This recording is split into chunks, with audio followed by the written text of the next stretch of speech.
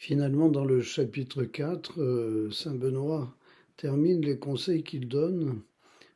par le fait de ne mettre la main sur personne et d'accomplir euh, l'œuvre de Dieu en quelque sorte sans accomplir son œuvre propre. Et donc il conseille de rester ouvert, il conseille d'aimer la chasteté. La chasteté, c'est exactement le fait de ne pas mettre la main sur quelqu'un et pour l'utiliser comme un objet, comme une appropriation vers soi, quoi. Euh,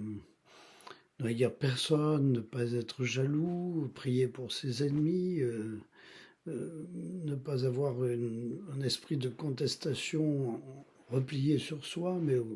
éventuellement d'apporter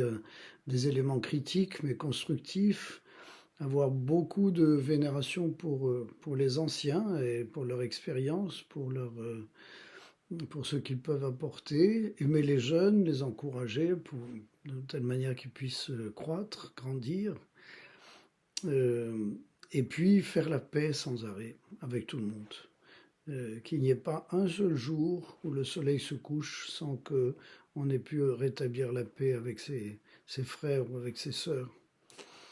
Voilà, ce sont des outils que saint Benoît donne pour vivre le commandement de l'amour, qui est vraiment le but de la présence au monastère.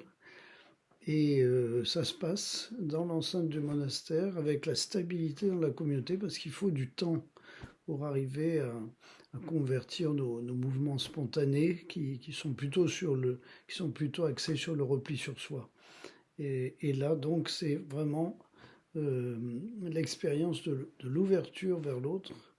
de l'ouverture vers Dieu, bien sûr, d'abord, de l'ouverture vers l'autre comme une conséquence, et qui permet de recevoir le royaume, ce que nul œil n'a vu, ni aucune oreille n'a entendu, ce que Dieu a préparé pour ceux qui l'aiment. Tout le but de notre vie doit être orienté en quelque sorte dans cette perspective où on a un espace de travail, un espace de conversion qui est différent pour chacun et qui se trouve dans le monastère pour les moines avec tout l'entourage, bien sûr. Eh bien, travaillons